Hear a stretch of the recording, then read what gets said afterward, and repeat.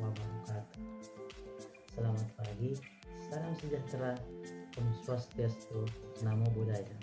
Perkenalkan, nama saya Alvin Ramadi Siregar, CPNS, penghulu ahli pertama, anggota Latsar CPNS 2025 Angkatan 11 Kelompok 2. Dan saya akan menganalisis isu manajemen ASN atau Smart ASN di tempat saya ditugaskan kurang lebih dalam waktu 2 bulan melaksanakan pekerjaan.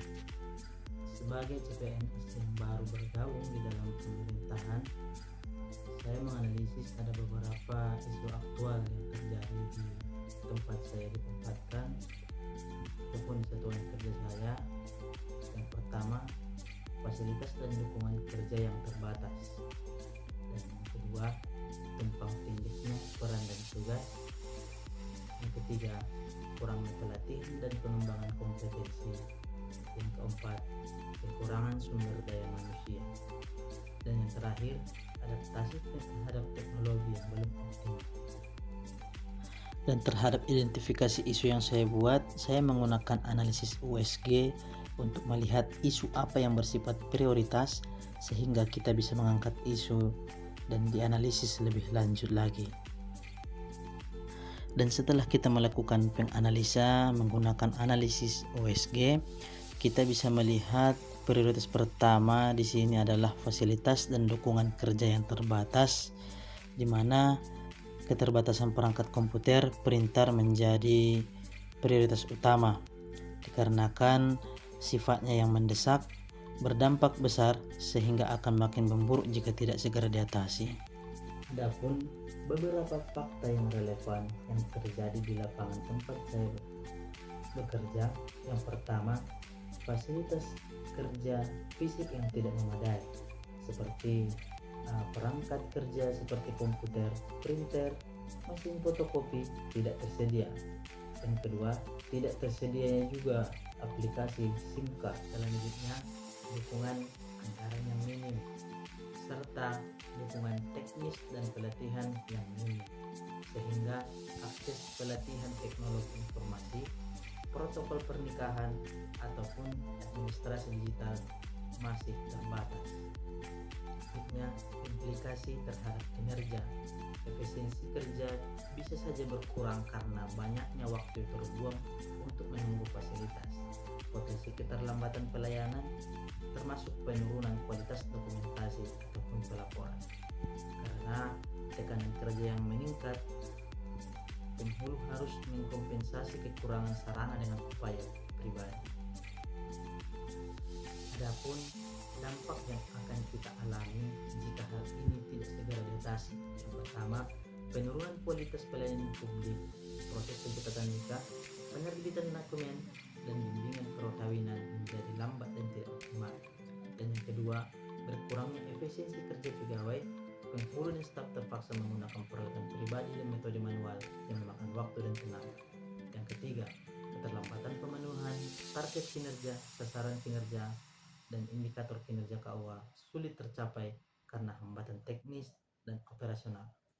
Dan yang keempat, menurunnya kepercayaan masyarakat bisa menilai pelayanan KUA lambat dan tidak profesional yang berpotensi menurunkan citra instansi. Dan yang terakhir, penghambatan transformasi digital, program layanan nikah online dan administrasi digital sulit dijalankan tanpa perangkat dan koneksi internet yang memadai.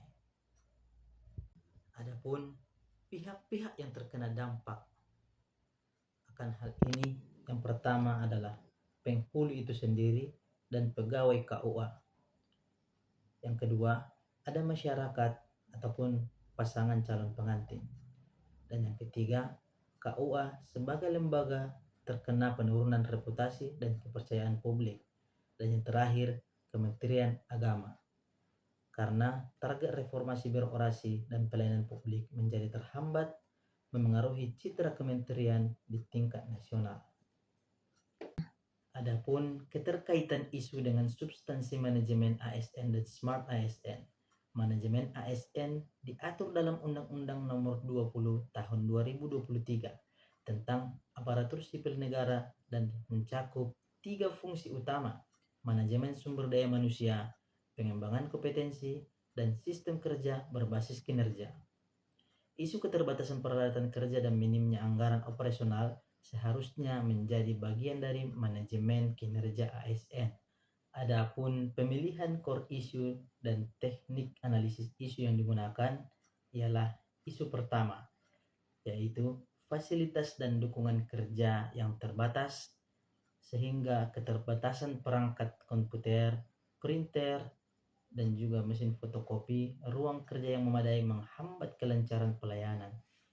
Adapun akar permasalahan utama dalam hal ini ialah tidak adanya mekanisme dan kebijakan standar yang memastikan setiap penghulu memiliki fasilitas kerja minimal, serta lemahnya koordinasi dan pencatatan kebutuhan dalam perencanaan anggaran. Adapun gagasan kreatif untuk menyelesaikan core issue ini, yang pertama, dilakukannya advokasi berbasis data dan visual, di mana membuat laporan kebutuhan fasilitas yang disertai foto kondisi di lapangan, data beban kerja, serta dampak langsung pada pelayanan. Dan yang kedua, melakukan skema kolaborasi lintas instansi, yaitu menjalin kerjasama dengan Kemenak daerah lain, pemerintah daerah, ataupun BUMN melalui skema CSR untuk penyediaan komputer, printer, dan yang ketiga, melakukan optimalisasi aset internal, melakukan inventarisasi ulang aset di KUA atau kantor Kemenak setempat untuk mengidentifikasi peralatan yang bisa dipindah tugaskan. Dan yang keempat, digitalisasi dan efisiensi sumber daya, mengoptimalkan penggunaan perangkat pribadi dengan skema BYOD ataupun Bring Your Own Device yang diberi kompensasi kuota maupun internet dari kantor.